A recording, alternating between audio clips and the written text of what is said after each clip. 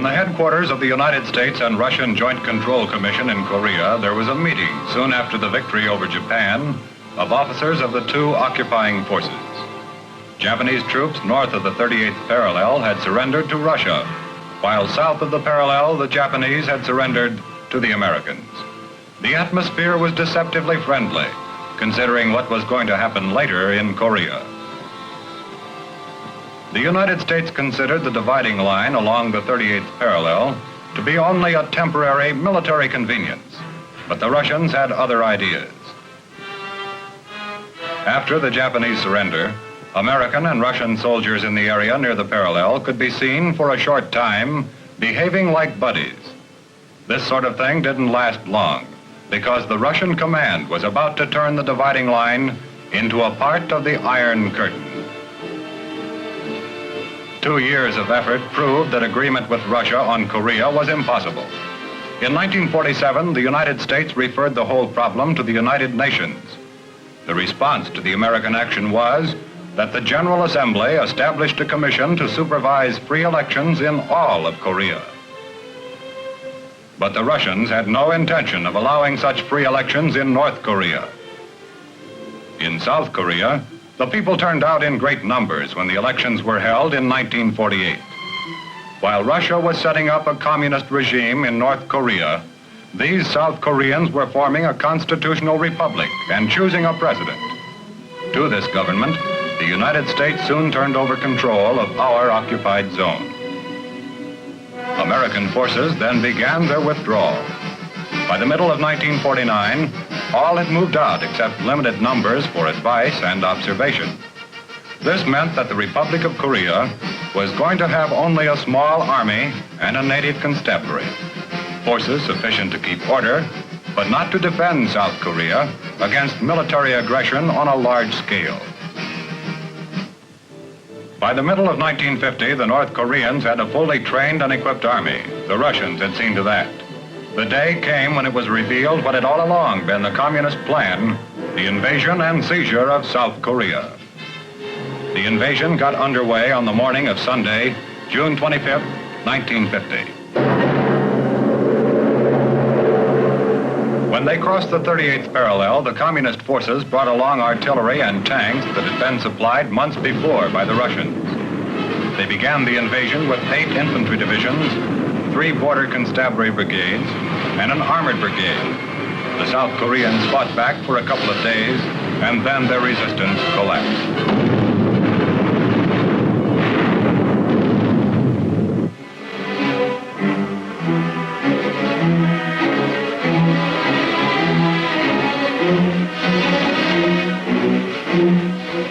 When the Soviet began this aggression by proxy, they didn't look for any active intervention by the United States or other nations.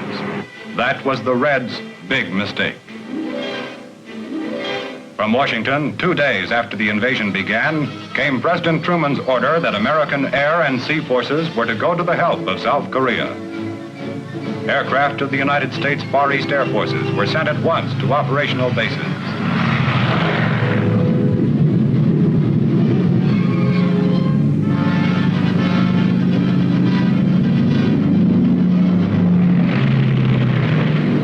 From Guam, the B-29s took off for Okinawa, their base for the strike soon to be made against the North Korean invaders.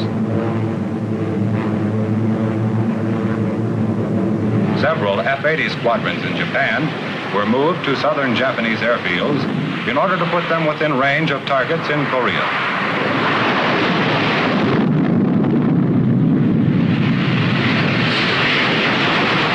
A provisional fighter squadron of F-51s was soon ready to go into action from Daegu Airfield in South Korea. The conflict had hardly begun before our aircraft turned to the big job of keeping the South Koreans from being overrun and crushed at the very outset of hostilities. The North Korean troops were advancing almost unopposed, so our aircraft went to work on them.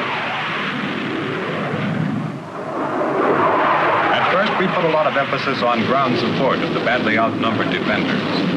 Within a few days, our F-80s were also going after the enemy's lines of supply. We had to slow up his logistics if we were going to keep the South Koreans from being driven off their peninsula. The F-51s, too, went to work on interdiction targets, as well as doing their share in the close support of ground troops. In fact, all of our aircraft gave a fine demonstration of the versatility of air forces. The thing we had to do was trade space for time and slow up the invading forces enough to allow a buildup of defensive strength. So we went on, hitting anything that was carrying or storing communist supplies. By now, less than a week after the war started, our airstrikes went well north of the 38th parallel.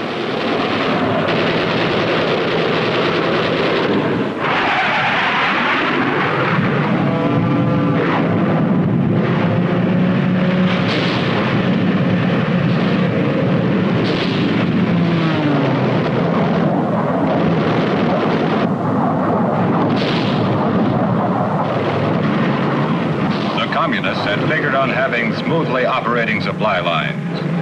We took out a lot of the smoothness, and we conducted these operations without effective opposition in the air, because as a first order of priority, our aircraft had destroyed the small but vicious North Korean Air Force.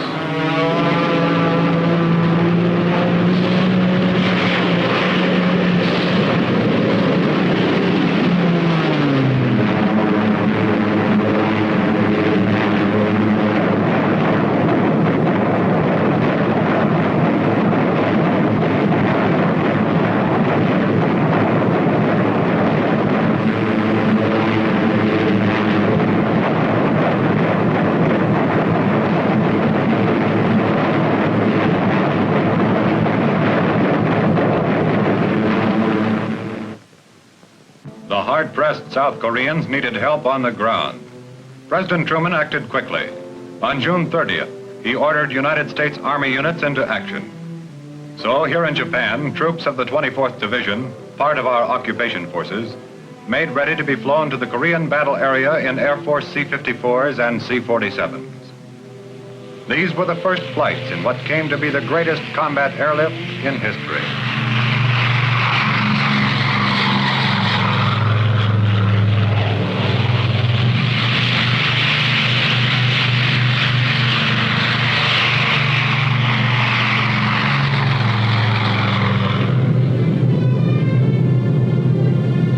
This was the 4th of July, and the men of the 24th Division were not celebrating the day in quite the way they had planned.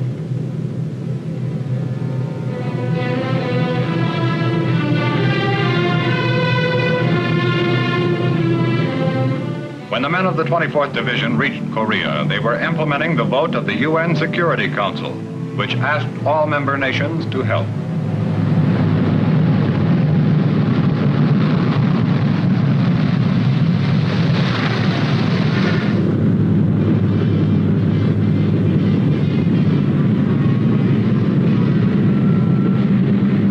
Eventually, 15 other countries sent ground troops to Korea.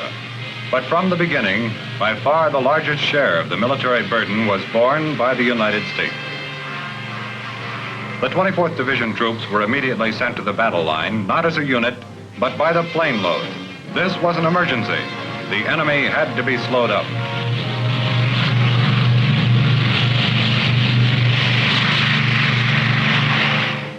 Even without any support from the air, the North Koreans were a formidable force, well equipped and by far outnumbering the defenders.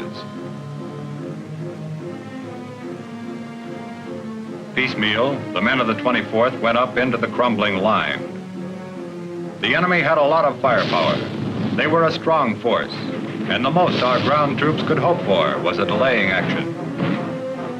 Our troops needed close support from the air, and from the beginning, the F-80s and our other aircraft of all types supplied it. It was the only thing that prevented immediate disaster. Still, they came on, those North Koreans with their Russian-built tanks. For our people, there was only one thing to do: pull back, wait for a buildup, and turn a big part of the immediate operation over to our air forces. At best, it was going to be tough to keep a foothold on the peninsula.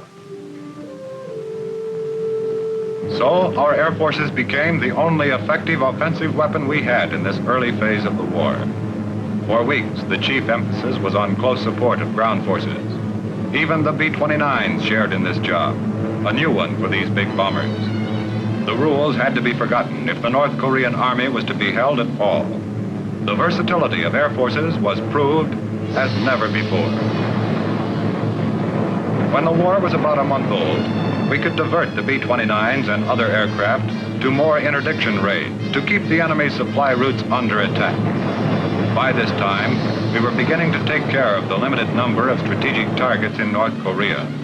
We were doing a good job in slowing up the enemy's progress southward by destroying today the supplies he had counted on using tomorrow.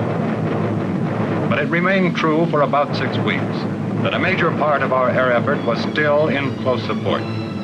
Our B-29s included 2 Strategic Air Command wings that left the United States soon after the conflict began and were flying combat missions only 9 days later, adding their bombing strength to that of our Far East Air Forces. There had been thorough mobility planning for just such an emergency. In mid-August 1950, a month and a half after the invasion began, the famous Pusan perimeter was established. The big withdrawal was over. This far and no farther. The UN ground troops began digging in. The enemy had come far and fast, but now he was running out of steam and was soon going to find things a lot tougher. During the defense of the perimeter, the F-51s had a large share in carrying on with close support and thereby keeping the communists pinned down. The enemy drive had been halted, but there were still North Koreans out there in the hills, and we gave them no rest. It was one of the jobs of our versatile air forces to wipe out machine gun nests that in a normal war would have been targets for mortars. Interdiction was stepped up. We staged about 150 such strikes every day and smashed nearly 90% of the supplies the enemy was trying to bring up. His routes were so extended that we had plenty of targets. This was our chance to soften up the whole communist war effort while our ground forces were building up inside the perimeter. The first phase of the war was over. Thanks largely to our air effort, the United Nations was still in there fighting. It was a peculiar war, but the problems were not proving too much for the United States Air Force.